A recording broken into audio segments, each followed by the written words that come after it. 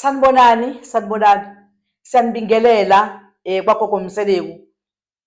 Siyanibingelela ekhaya lokuthula, ekhaya lokuphila la kagogo Mseleku. Uma ufuna ukuphila, uma ufuna izinto zakho zikuhambele kahle, hhayi ungamfonela ugogo Mseleku. Usho ubeka indaba yakho, ugogo Mseleku uhlala phezu kwayo, akulungisele leyo nto leyo onenkinga nayo. Kunabanye abantu la othola ukuthi kwesinye isikhathi baney'nkinga zokuthi ikhaya abalilungisile. Uthola ukuthi ikhaya alilungile. Uyahamba uyofuna usizo kumina, kodwa ekhaya vele kulungile kahle. Uthola ukuthi kwesinye isikhathi uzofuna leyo nto njengokuthi izinto azikwembethe kahle. Kwesinye isikhathi unamathunzi amnyama, awugezile. Njengoba ungagezile ziningi izinto ezikwembathayo, ngoba uma sihamba la emhlabeni sihamba noma sihleli ngathiwa sihleli etekisini, uhleli nomuntu ongazi, noma mhlawumbe kade ephunyelwa isisu, mhlawumbe uhleli nje vele uyokwenza okuthize lapho eyokwenza khona. Leso sinyama singanamathela kuwena. Yingakho kumele ukuthi kahle kahle umuntu nje ophilayo emhlabeni uhlale kuthiwa uyogeza. Ngoba yini? Isinyama ungasithatha ngisho sihamba emoyeni size kuwena, uma usho ukuthi nje wena nawe into zakho azikuhambeli kahle. Uyayibona leyo nto? Ngesikhathi izinto zakho ubona ukuthi zimnyama, akwenzeki lutho, umfana uyaqonywa, uyaliwa, kunezinto ezingakuhambeli nje kahle, uthi uyahlanganisa kuhlangani.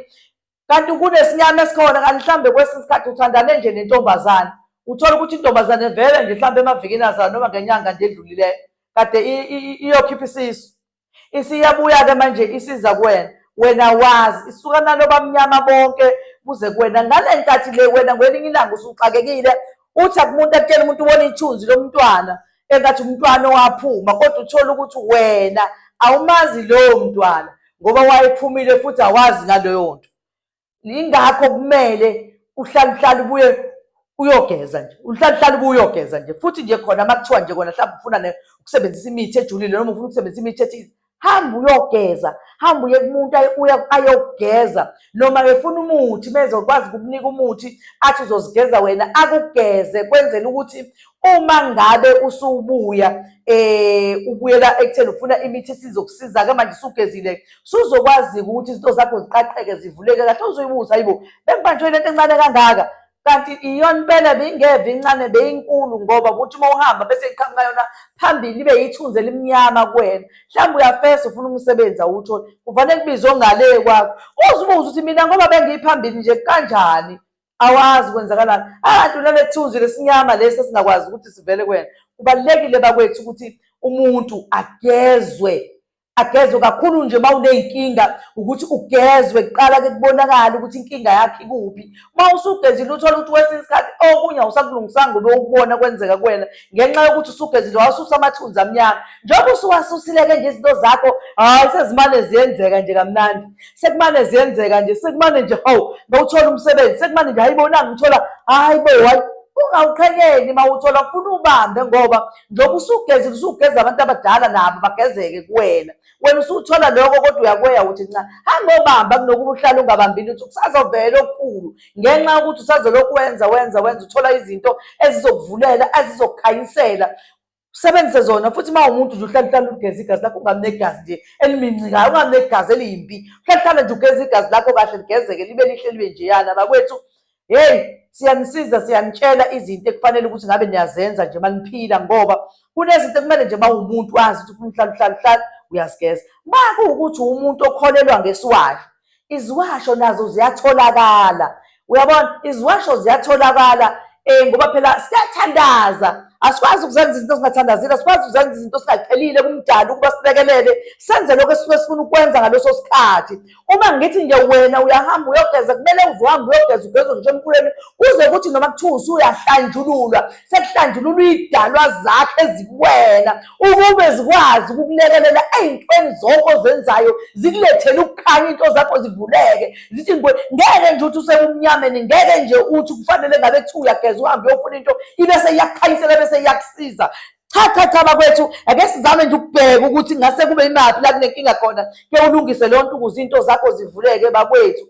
Futhi kufana nokuthi ezinye izinto ngithi yabona ungazi ungazinaki, okay kushoniwe nje kamakhelwane, uyahamba nje uvana usuku uhambe nje akukaphela kugezwa nokugezwa khona kodwa lona sasinyama salapho ususithathile ake ufike kama-ward khona okukhohliwe ukwenze lapha ufike nje na uthathe isiqunga sakho gqogqogqo isiqunga sakho uvane ugeze ususe lonke lelo thunzi la kulowo muzi nje ma uthanda ngisho kungekhona uthi ngisho ugezile khona kodwa ngoba usufike ekhaya thatha isiqunga futhi uphinde ugeze nawe igeze uhambe egeze lapha ngaphansi ugeze ukuziwa emgcwabeni lapha ngeke ugeze yonke wenze yonke leyo nto ugeze into busuke bonke ubumnyama bunganamatheli kumina hlale phansi ekhaya uqhubeke wenza into zakho ozenzayo uze into zakho zivuleke indlela yokunithayimisa abakwethu ukuthi isinyama nje singena kanjani ngayo yonke indlela so kubalekile ukuthi uhlale nje mawumuntu ugeze uhlale mawumuntu usihlambulule nje ube right bakwethu yilezo nje izinto eziba zinkinga eziye zihambe zibe nenkinga kubantu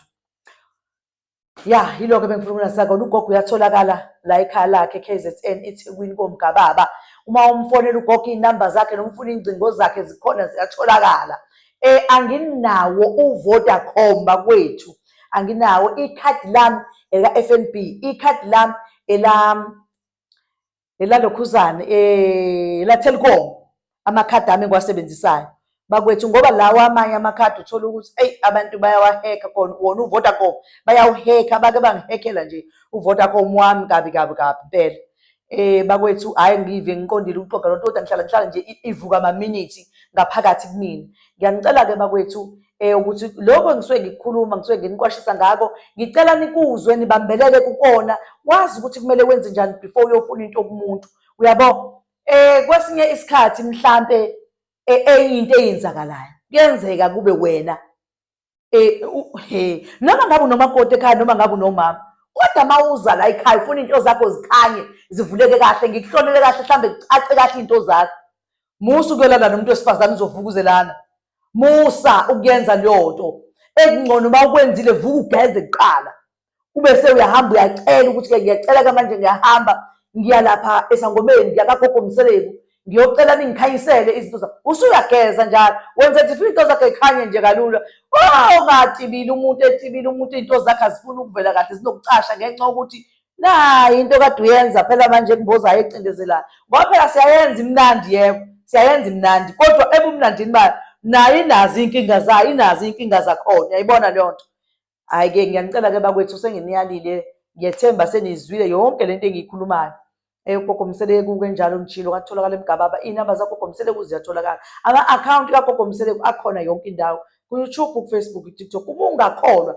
fonela yena ngqo uzolizwa lelizwe lisigoshokhosho liyinto eyodwa nje aliyinto eyodwa nje yayibona njengoba liyinto eyodwa nje uyolalela nawe uma ubona ukuthi awukholwa kahle umuntu okhuluma naye uma ukhuluma nengane iyakwazi ukunginika ucingo uma kuwukuthi angikho ngisuke ngekho ngiyaziphendulela ngoba iy'ngcingo zami ngihamba nazo uma usuke ungangitholi inethiwekhi bakwethu nami isuke ingekho into engingayenza ngisho ngingazama kanjani ukuthi ngitholane nawe kodwa ngikwazi ukuthola ngenxa yenethiwekhi ngiyacela ukuthi ubekezele uzame nakwenye inamba ngoba phela njengoba zimbili ukwenzela lokho ukuthi uma ungangitholi kule uzame kule uma ungangitholi kule uzame kule uze ungithole yabo uze ugcine ulitholile usizo noma ubikile-ke ngodaba lakho siyabonga-ke bakwethu bese ngishilo ukuthi ngikuphi ngiyatholakala ngihlala ngikhona bakwethu kodwa uyafona uma uza kumina ubuze ukuthi ngikhona yini ngikutshela ukuthi ngikhona iza uma kuwukuthi futhi yinto nje engazodingana nayo ngiyakutshela ikhona ekhaya abantwana bazokuthathela bakunike bese uyangibuza ukuthi isebenza kanjani noma nami ngikutshela isebenza kanjani kanje